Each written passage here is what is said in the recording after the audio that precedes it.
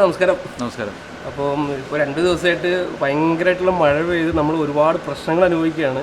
ഒരു വീഡിയോസും ഒക്കെ വന്നു. എടപ്പള്ളി തന്നെ മുങ്ങി കിടക്കേണ്ട ഒരു അവസ്ഥ വന്നു.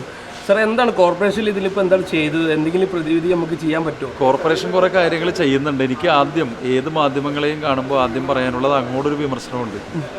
കാരണം നിങ്ങൾ കാര്യങ്ങൾ അവതരിപ്പിക്കുമ്പോൾ ഒരു സത്യസന്ധത മാധ്യമ പ്രവർത്തനത്തിലും വേണമെന്നാണ് എൻ്റെ അഭിപ്രായം.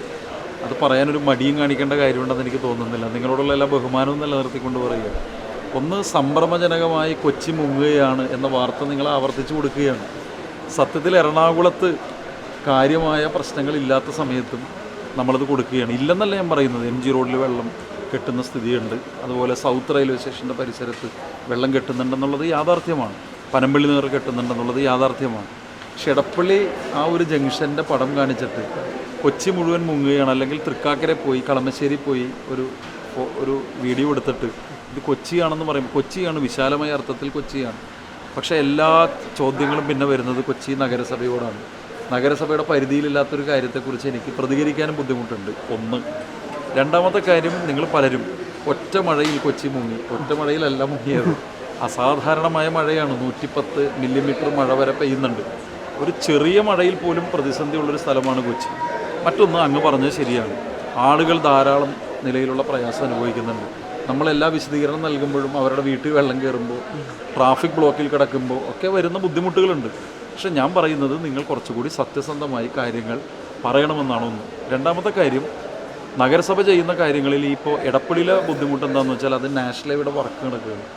ഇത് ഏതെങ്കിലും എടപ്പള്ളിയിൽ മാത്രമല്ലെന്നാണ് ഞാൻ മനസ്സിലാക്കുന്നത്. കേരളത്തിൽ എല്ലായിടത്തും ഈ പ്രശ്നമുണ്ട്. പഴയ ഓടകളൊക്കെ അടയുന്നു, പഴയ കൽവർട്ടുകൾ, ഇവരുടെ വർക്കിൻ്റെ നമ്മളിപ്പോൾ അതൊക്കെ ചെന്ന് തടസ്സപ്പെടുത്താൻ പോയാൽ, നാഷണൽ ഹൈവേ നമ്മുടെ ഏറ്റവും പ്രൈമായിട്ടുള്ളൊരു വർക്കാണ്. ഇന്നും ജില്ലാ കളക്ടർ അവരുമായി ചേർന്നിട്ടൊരു ഇൻസ്പെക്ഷൻ നടത്തുന്നുണ്ട്. അപ്പോൾ അതിൽ നിന്നും നമുക്ക് പ്രാക്ടിക്കലി ചെയ്യാൻ കഴിയുന്ന എല്ലാ കാര്യങ്ങളും അവർ തന്നെയാണ് ചെയ്യുന്നത്. ഞങ്ങളെല്ലാ സഹായവും കൊടുക്കാമെന്നാണ് എനിക്ക് പറയാനുള്ളത്. രണ്ടാമത്തെ കാര്യം, നമ്മൾ നടത്തിക്കൊണ്ടിരിക്കുന്ന ചില കാര്യങ്ങൾ അതും എല്ലാവരും അറിയണം. ഇപ്പോൾ MG റോഡിൽ എന്തുകൊണ്ട് 1 മണിക്കൂർ കഴിഞ്ഞ് ഡ്രെയിൻ ഔട്ട് ആവുന്നത്?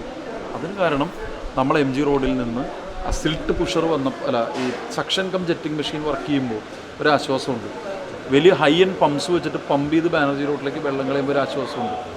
ഇപ്പം നമുക്കതേ ചെയ്യാൻ പറ്റുള്ളൂ. നമ്മളൊരു ചെറിയ സക്ഷൻ കം ജെറ്റിംഗ് മെഷീൻ കൂടി വരുന്നുണ്ട് ഈ മാസം അവസാനം. നമ്മളൊരു സിൽട്ട് പുഷർ വരുന്നുണ്ട്. ഈ സിൽട്ട് പുഷർ വന്ന എന്താ ഗുണമെന്ന് വെച്ചാൽ, ഈ പ്രീ മൺസൂൺ കഴിഞ്ഞിട്ടും ഇത് ഇങ്ങനെ പുഷ് ചെയ്ത് നമുക്ക് കൊണ്ടുപോകാൻ പറ്റും. ഒരു 2 മീറ്റർ താഴ്ചയിൽ കൊണ്ടുപോകാൻ പറ്റും.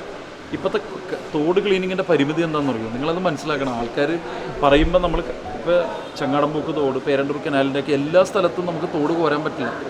സൈഡുകളിലൊക്കെ വീടുകളാണ്. നമ്മുടെ വീടാണെങ്കിൽ തോട് കോരി നമ്മുടെ വീടിൻ്റെ കോമ്പൗണ്ടിനകത്തേക്ക് ചെളിയിടാൻ ആരെങ്കിലും സമ്മതിക്കുക? ചില ഓപ്പൺ സ്ഥലങ്ങളിൽ കൊണ്ടുപോയി ഇട്ടിട്ട്, അതും റോഡ് ആക്സസ് ഉള്ള സ്ഥലത്തു നിന്ന് അവിടെ നിന്ന് എടുത്തുകൊണ്ട് പോകാൻ പറ്റുള്ളൂ. ഇതിനൊരു മറുമരുന്നാണ് ഈ സിൽക്ക് പുഷർ. സ്ഥിരമായി വർക്ക് ചെയ്യുക. ഇതെല്ലാം ഞങ്ങൾ മെയിൻ്റനൻസ് ഗ്യാരണ്ടിയിലാണ് വാങ്ങിക്കുന്നത്. അതും നിങ്ങൾ ഇപ്പോൾ മറ്റേ സക്ഷൻ കം ജെറ്റിംഗ് മെഷീൻ 10 ദിവസം വർക്ക് ചെയ്തില്ലെങ്കിൽ അവർക്ക് അതിൻ്റെ പൈസ കിട്ടില്ല. അപ്പോൾ അതൊക്കെ സത്യസന്ധമായ ആളുകളുടെ ഇടയിലേക്ക് പോകുന്നതിന് പകരം കോർപ്പറേഷൻ വാങ്ങിയ മെഷീൻ അട്ടപ്പുറത്ത് വെച്ചിരിക്കുന്നു എന്ന് വാർത്ത കൊടുത്താൽ ഒരു മാർഗ്ഗമില്ല. അങ്ങനെ റിപ്പയർ ആവാൻ പാടില്ല എന്നുള്ളത് ഒരു സത്യമാണ്. പിന്നെ ഞങ്ങളൊരു വീഡ് ഹാർവെസ്റ്റർ എന്ന് പറഞ്ഞൊരു മെഷീൻ കൂടി കൊണ്ടുവരുന്നുണ്ട്. അതെന്താണെന്ന് വെച്ചാൽ, ചെറിയ ഫിൽത്ത്, പ്ലാസ്റ്റിക്, ഇത്തരം കാര്യങ്ങളൊക്കെ ക്ലീനിങ്ങിന് ശേഷവും നമുക്ക് എടുത്തു മാറ്റാൻ കഴിയും.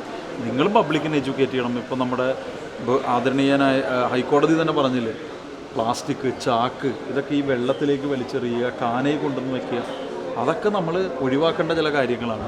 ഞങ്ങളെല്ലാം ചെയ്തു എന്ന് ഞാൻ ഒരിക്കലും അവകാശപ്പെടുന്നില്ല. കാരണം നമ്മൾ മെയ് 15 മുമ്പ് തീർക്കണം തീരുമാനിച്ചു. അതിനെല്ലാ നടപടിക്രമങ്ങളും പൂർത്തീകരിച്ചു. ഞങ്ങൾ അത്രയെങ്കിലും 80% ചെയ്തുകൊണ്ടാണ് ഇങ്ങനെ നിൽക്കുന്നത് വെള്ളക്കെട്ട്. പക്ഷെ ശരിക്ക് പൂർണ്ണമായും മാറ്റേണ്ടതായിരുന്നു. പക്ഷെ നമ്മൾ പ്രതീക്ഷിച്ചത് മെയ് 31 കഴിഞ്ഞാണല്ലോ സാധാരണ മഴ. ഇനി വരാറുണ്ട് വേനൽ മഴ, 1 ദിവസം പെയ്യും, 2 ദിവസം പെയ്യും. ഇത് അങ്ങനെയല്ലല്ലോ, മൺസൂൺ പോലെയാണ് മെയ് 15 ശേഷം പെയ്യുന്നത്. അപ്പോൾ അടുത്ത വർഷം മുതൽ ഇത് കൂടി മനസ്സിലാക്കിക്കൊണ്ട് കുറച്ചുകൂടി നേരത്തെ ആക്കണം എന്നൊരു സന്ദേശം നമുക്ക് വരുന്നുണ്ട്. അത് ഇങ്ങനെയാണ്. കഴിഞ്ഞ വർഷം, ഇതാണ് ഞാൻ മീഡിയയുടെ ഒരു മനുഷ്യൻ്റെ പൊതുവായ സൈക്കോളജി എന്ന് പറയുന്നത്. കഴിഞ്ഞ വർഷം വെള്ളക്കെട്ട് ഇല്ലാതിരുന്നപ്പോൾ എല്ലാവരും ക്യാമറ വെച്ചിട്ട് പറഞ്ഞു ഓപ്പറേഷൻ ബ്രേക്ക് ത്രൂ സക്സസ്ഫുൾ. ഈ വർഷം വെള്ളം കയറിയപ്പോൾ പറഞ്ഞു ഓപ്പറേഷൻ ബ്രേക്ക് ത്രൂ പ്രയോജനമില്ല. ഇതൊക്കെ സാധാരണ ഇതിൽ ഓപ്പറേഷൻ ബ്രേക്ക് ത്രൂവിന് അതിൻ്റേതായ പ്രയോജനമുണ്ട്. പക്ഷെ ഫുള്ളായി അത് മാറണമെങ്കിൽ, ഒന്നും മുല്ലശ്ശേരി കനാലിലെ വർക്ക് തീർന്നിട്ടില്ലല്ലോ, ഫുള്ളായി നമ്മുടെ നഗരത്തിലെ പ്രശ്നം തീരണമെങ്കിൽ കനാൽ റിജുവനേഷൻ എന്ന് പറഞ്ഞൊരു വലിയ പ്രോജക്റ്റ് ഉണ്ട്. 14,000 കോടി രൂപയുടെ പ്രോജക്റ്റാണ്. ഞങ്ങളെല്ലാം KMRലാണ് ഇംപ്ലിമെൻറ്റ് ചെയ്യുന്നത്. അത് ചെയ്താലേ പ്രശ്നം തീരുള്ളൂ. ഇപ്പോൾ MG റോഡിലെ ഡ്രെയിൻ KMR കൊണ്ട് പണിതാണ്. ഞാനിപ്പോൾ ഏതെങ്കിലും ഒരു ഏജൻസി കുറ്റം പറയുന്നില്ല, അവരുടെ അന്നത്തെ സാഹചര്യത്തിൽ പണിതാണ്, നഗരത്തിന് വേണ്ടി പണിതാണ്. പക്ഷെ ഇപ്പോൾ നമുക്കത് വെള്ളക്കെട്ടിൻ്റെ സമയത്ത് അത് പ്രയാസമാവുകയാണ്. അപ്പോൾ അത് പൊളിച്ച് പണിയാൻ PWDയുടെ മുമ്പിൽ ഒരു എസ്റ്റിമേറ്റ് ഉണ്ട്. അപ്പോൾ ഇങ്ങനെ ചില കോൾസ് നമുക്ക് സീരിയസ് ആയിട്ട് എടുക്കേണ്ടി വരും. ഏതായാലും ഞങ്ങളെല്ലാവരും പരമാവധി പരിശ്രമിക്കുന്നുണ്ട്. നല്ല കോർഡിനേഷൻ ഉണ്ട് മേയറും കളക്ടറും എല്ലാവരും തമ്മിൽ. മാധ്യമങ്ങളോട് ഞാൻ സാധാരണ കലഹിക്കാത്ത ഒരാളാണ്. പക്ഷേ അത് പരിധി വിടുമ്പോൾ അഭിപ്രായം പറഞ്ഞില്ലെങ്കിൽ അതും എനിക്ക് തോന്നുന്നത് നമ്മുടെ ജനാധിപത്യത്തിന് നല്ലതല്ലെന്നാണ് എനിക്ക് തോന്നുന്നത്. ഈ വേസ്റ്റ് വലിച്ചെറിയുന്ന സന്ദർഭം പറഞ്ഞ സ്ഥിതിക്ക് ഇപ്പോഴും ചില ഇടങ്ങളിൽ ഈ വേസ്റ്റ് കൊണ്ടുപോയി തള്ളുന്ന പരിപാടി ഇതൊക്കെ ഉണ്ട്.